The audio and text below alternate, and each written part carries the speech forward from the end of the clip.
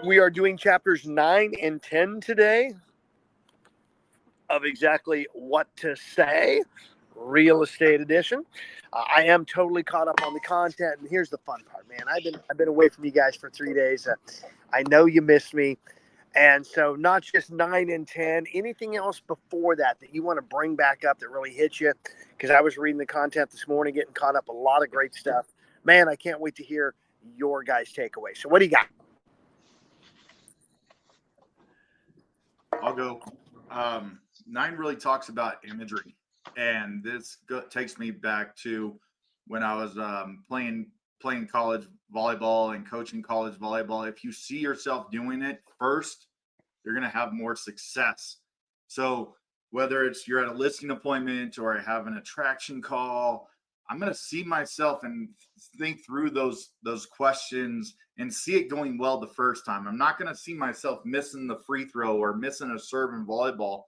Why would I think about the negative connotations of screwing up a listing appointment? You got it. Or better yet, imagine your clients doing something positive and making them think about that. You're creating that magnetism through imagery of your own positive well-being. So I really appreciate, Ryan, that you took this content, because it's always outward facing. This whole book is all about, outward facing work and turned it inward facing, because you're absolutely right. This whole concept, just imagine, we get to do it first. And if we're doing it first, man, it's going to make a difference in our success. So just imagine you're using all the language from this book that we're learning. Just imagine you're implementing it at a high level. Just imagine you're updating scripts like I was doing this morning as I was reading this and continuing to tweak and refine. And yet I now want to hear from you guys. What about this part on getting your clients or your recruits into the same mindset? What else you guys have?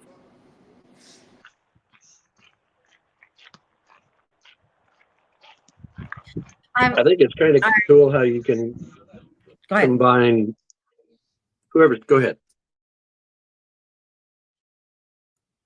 Go, Tom. It's all you, Tom. We're going to go Tom first, then Jeanette. Okay. Like how you can combine these different ideas. Chapter 8, how would you feel if just imagine. So, I mean, each individual itty bitty chapter has a great message, and then when they're combined, there's just so much power with all of it.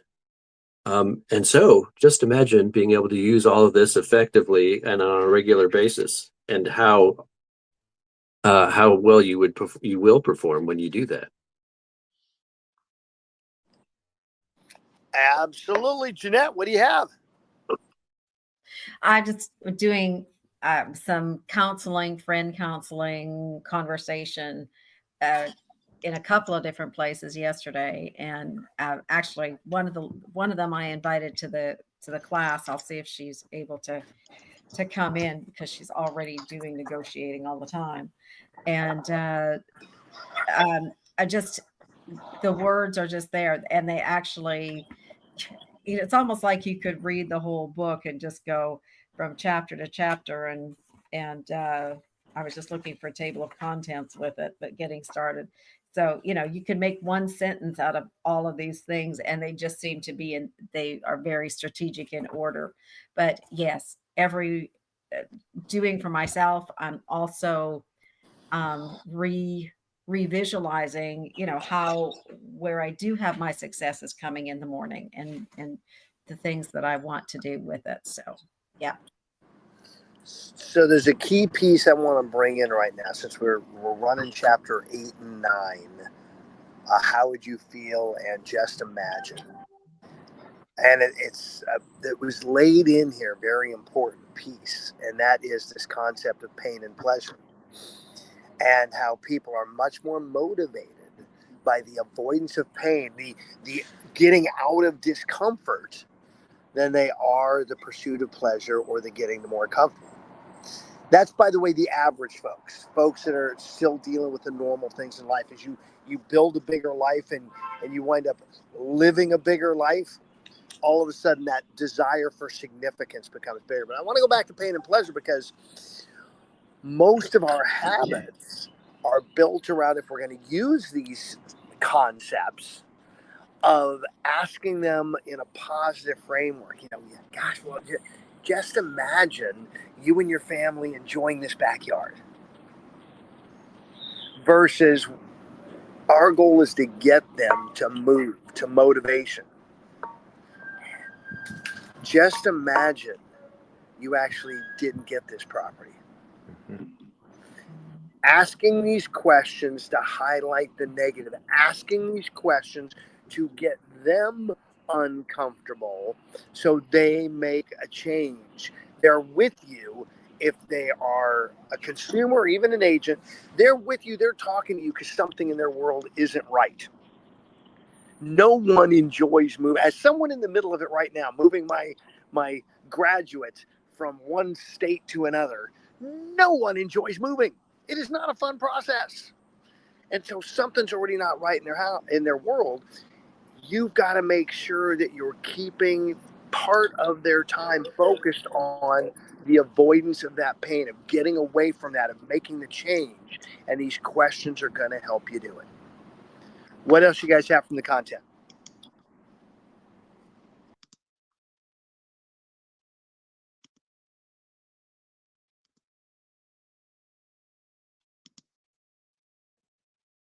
All right, nobody's going to say anything. I'll go. I just had to I got my whole house fan on and it's loud. And forgive me, I just woke up 15 minutes ago, so I'm a little blurry. But what And you're here. Great job, Nancy. I'm here. I haven't had my coffee yet. I mean, I'm still waiting for the little thing to like get down there. So I got my coffee. So actually, what I'm getting from this book continually, but especially on this chapter, it's really going back to being the ever-present presenter. You can call it staying in control of the conversation or being the presenter, however you want to label it. Asking great questions always, but I never thought about painting a picture for the client, because this really was a huge aha for me that it is true. Everything that I do, I paint that picture in my head and then I get to a decision. So now I'm going to paint a picture of what I want my client or don't want my client to do by the questions that I ask. So that was a huge aha, that I want to be able to paint that picture, just like you said, how would you feel if, and get them to imagine that, and getting that signature on because I think about listings, I'm a listing agent, coming up against other agents, just painting a picture of, the pain. And most times it's the pain, I think, that gets people to move, right? So I really Yeah, and hey, here's the key with this, guys, and I love where you're going with this, Nancy. You're actually asking the questions to have, in this case, the seller paint their own picture. You ask the questions to facilitate their subconscious into creating it, because especially going negative, asking questions of pain, they are going to create in their own mind a much bigger, uglier scenario than anything you could paint for them. I mean, I'll give you a great example. I always love doing this one. When you were 5 years old, how big, scary, ugly was the monster under the bed or the one in the closet? It didn't matter what your parents said. If they attempted to say something negative, you in your own mind create something much worse. And as we get it to be adults, it gets even worse. I mean, think of all the what ifs you guys have had in your history, maybe as you made the conversion to real estate. Gosh, what if I fail? And all the negative pieces that magically show up. Or even on a daily basis, the stories you're telling yourself that aren't serving you, your consumers are the same way. And so, Nancy, when you ask those powerful questions to get them to think, gosh, what would it be like if you wound up with a less experienced agent who didn't get the deal done in the next 6 months? You read my mind. Exact question I was trying to get to, and I couldn't think of. You're right, exactly, because that paints a picture like, well, gosh, no, I don't want that. Well, then, yeah, then let's do the right thing, like Diana Kosick. Let's do the right thing and sign the contract. Yep. And just shake your head, let it sit. So, Amen. Great job. I heard another mic go hot. Who else? Go, Ryan. I saw a finger go up. So the chapter 10, moving along a little bit on this, it talks about certainty. So then you start with imagine yourself with this, and then certainty, like how certain are you of your choice in this? And it goes back to me, and like as I'm attracting other agents to our organization, like how certain are you to knowing that you may not have a retirement in your current brokerage or something like that, like a retirement exit strategy, like you can formulate different questions around that. And that's where I really find that powerful. Like you start the imagine and end with the certainty. I think that's a really powerful segue. Well, yeah, and this certainty piece going into chapter 10 is really to get them to question their opinions. Now, you've got someone who says they only want to spend X amount, yet they want to live in Y neighborhood. Okay? And they believe that it can be done. Or my favorite, a seller who thinks 400 grand when the market's 300 grand. Yet they're certain that they know it's worth 400. Well, asking about certainty, start diving into what are the facts behind their opinion. A seller who wants too much for their house has an opinion, and you can't tell them no, you can't tell them wrong. A lot of times we attempt to go in with data in a CMA and say, look, this is why, yet they have to self-discover it. So drilling in on how certain are you that number will get it done? Where did you get that information? What has gotten you to that opinion?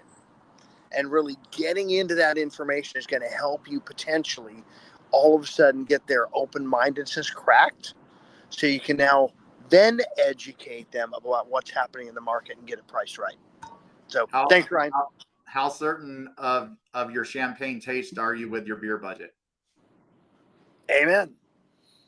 How certain are you that that's all you actually can spend? Okay. How certain are you that selling your house is going to net you more money? Right? Absolutely. So I want to jump in, Russ, because I went the direction you did. I heard the pain and pleasure part the most, and in chapter 9, that is. And I love the phrase, just imagine. I pictured John Lennon painting pictures of what the world could be like, right? And the first part to me is when you think about just imagine, and Nancy, I'm going to go back to some of your examples. I think the best thing we can do is putting people in a place where they see the possibilities. Just imagine what it's like when your family's out here and playing in the pool. Just imagine. Keep painting pictures, which is the inspiration and the motivation. And then we turn it around the other way, Russ, as we get to a close and a decision, which is the takeaway. Just imagine. Just imagine if you don't get this property. Just imagine if you lose it by $10,000. Like, in the overall scheme of things, 6 years from now, what does $10,000 buried in the payment mean? Who cares, right? It's like there's really the first, how do I inspire and lift them, and then how do I take away with the just imagine if you don't. And so for me, that's where I use the tug and pull.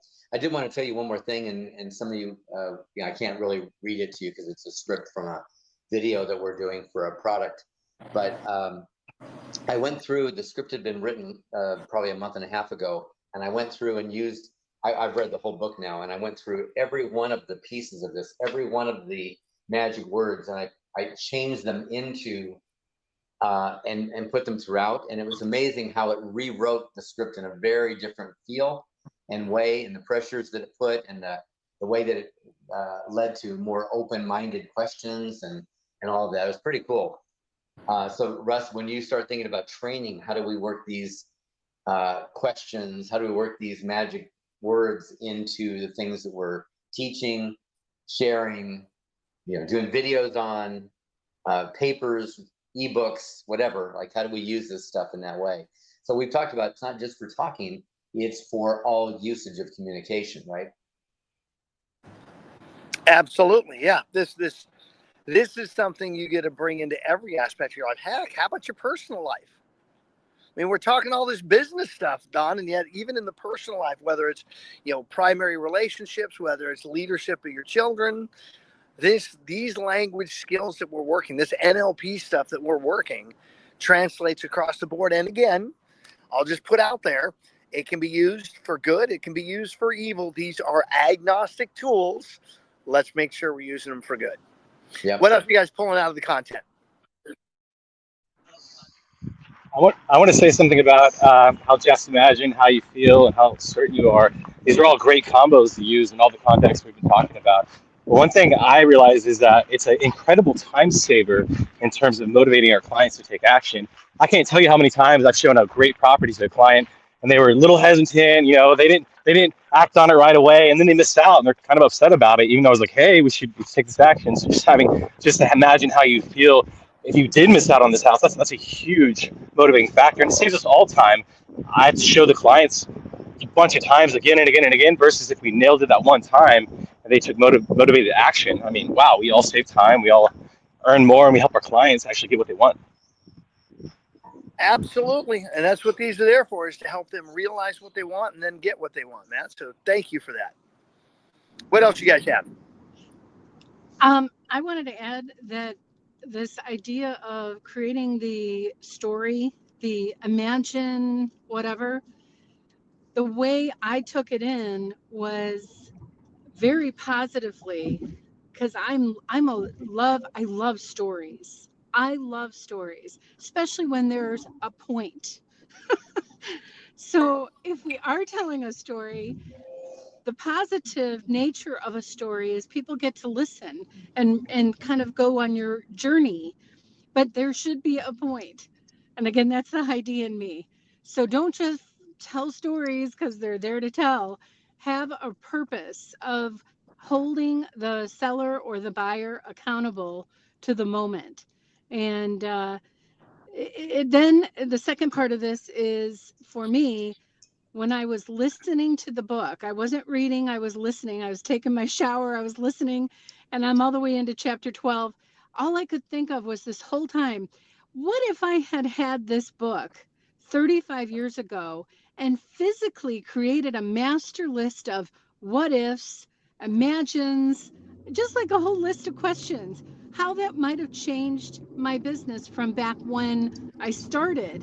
And I'm thinking, there must be a requirement for all realtors to read this book. Well, I think there must Celeste, be a requirement for anybody that is in high school or above to read this book. Yeah, it's awesome. Good thought, Doug. So, because it not only applies to real estate, it applies in all areas of life. And the words that you use are so important. And this is helping us help people imagine their best life and imagine avoiding their worst case scenarios, their nightmares.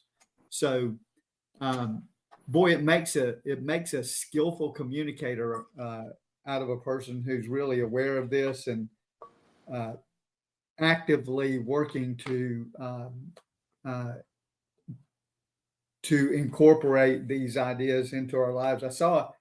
I saw a really interesting phrase on the how certain are you that you will be getting high quality interest without progressive online marketing. There's a term I don't think I've ever heard before. And what an interesting way to present that. And I think we're finding nuggets all over the place in this.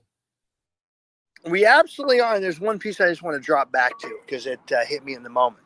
Miss Celeste, imagine for a moment you don't apply what you learned to the past and you only apply it to the future. Imagine you let go of what you haven't done and you just focus on what you're doing. And Celeste, imagine if you were to take a book, a journal, or just a simple document and begin to put all those if thens and the good news is, and so we're to write this book and put this into not just the 6 examples they give us on each chapter. They give us like 6 or 7 examples each chapter. What if you built something where you just constantly had a run and you were putting all of that into one place? And the reason I'm saying that is because it's exactly what I've got right now. I've got one for those that are in leadership and are building a company and recruiting and all of that, for that aspect of leadership and management, and another one for purely the sales side. But I've put 2 documents together and I'm running all that stuff, fairy godmother. So what do you think would happen if, and by the good news is you can still do that. Yeah, and I do talk about the past because I just feel like what a waste of 35 years. I could have been a contender. Just kidding. But I am glad that we're part of this, all of this. I'm thankful for all of it. You can be a contender. You are a contender now. I think I Yes. heard that you've got something like 4 new listings and you're going This crazy right week. now. Yeah, Right. this week. So you are a Yeah. contender, and you could be even bigger as you imagine using these phrases and this work. And by the way, I had over the weekend, because I was working on a project, I pulled out my ultimate sales machine, and I just got off the phone minutes. I mean, I literally left his call to come here, Larry Kendall, and I pulled out Ninja Selling over the weekend. And if you were to take those books that we've all kind of agreed are our new business Bibles, and you were to pull that stuff out and say, how would I rework it through the framework? Like, what if I combine those things and put those frameworks together into the conversational patterns that we've been learning for the last few months? What would happen? Just imagine the energy you could put into your business. If we made it a study, just imagine what would happen if we got really good at what we do. I'm just saying. Yeah. Well, and we're making headway on it every single day, guys. That's why we're here in this room. That's why the 25 of you that are here on a Monday, starting the second half, look at you. You're stepping on the field at the very beginning of the second half, and that's what's going to separate you. And what I love about this, Celeste, is just think about your world. And I'm using you as the example for everybody here. You're stepping into the material, and in a micro market time-wise, the last 30, 45 days has seen a significant drop in production. Here's someone who isn't playing that game because they're doing the work and they're taking over market share. As you continue to implement what you're learning here, as you continue to get better, and you only need to be that much better than everybody else to get massive market share. And that's what we're watching Celeste do right now, and I can't wait to see that continue to grow through the rest of the second half. What else do you guys have? Hey, good morning, guys. Hey, great to see your faces. I picked up the book on Saturday. It actually came into my. So I whizzed through 10 chapters yesterday, and then this morning I read chapter 9. From the content, I will tell you there is just something about what we've learned from the last several books that we've read through. If you think about this, so many agents are surface level. They're just like, when you have this, small talk, it's like, what do you do? That's broad. What do you do? How are you? How was your week? There's some things like that just don't deepen the relationship, that you don't really find out about people. And that's why I love that question that Gene has said for all these years. Tell me about yourself, because it's not just work related. It might lead to your children, your family. What did you do? What's the most exciting? What are some of the victories that we can celebrate with you this week? But I love how the content, there's just the quality of your questions determine the quality of your answers. And how can we position ourselves this week, today, to get into an environment where we're putting these questions into practice? Because it's all about deepening the relationships. It's the whole Bob Berg thing, the go-giver.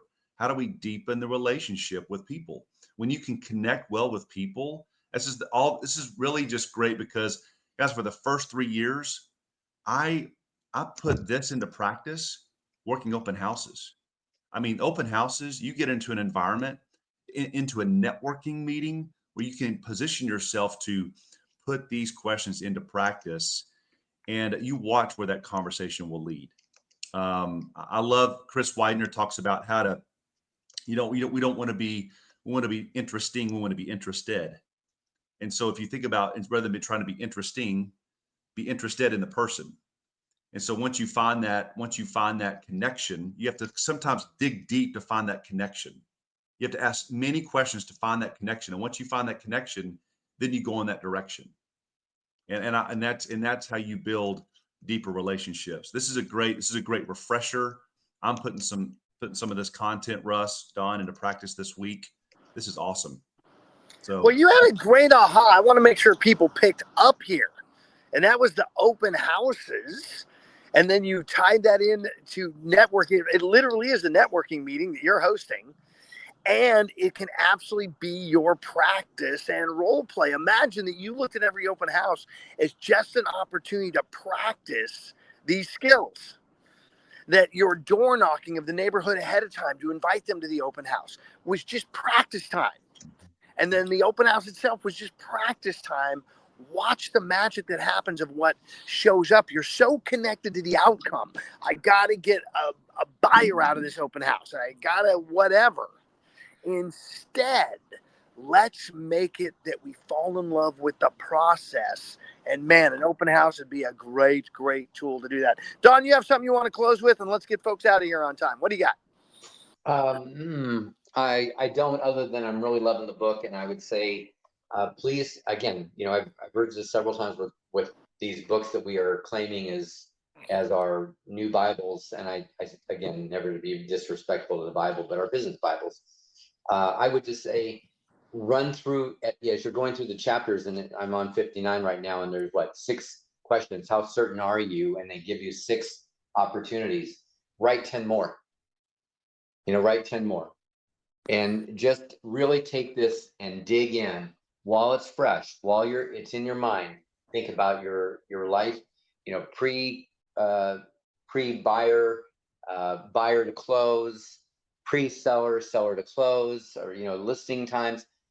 Just set yourself up for having the scripts and dialogues that you want to use, and be purposeful while you're going through these things, and use this as fuel and motivation for building the life that you can see, that you can imagine you would have if these were the ways that things were coming out. And to use Celeste's words, you are all going to be contenders. If you're not already, you're going to be contenders. So be purposeful today, guys.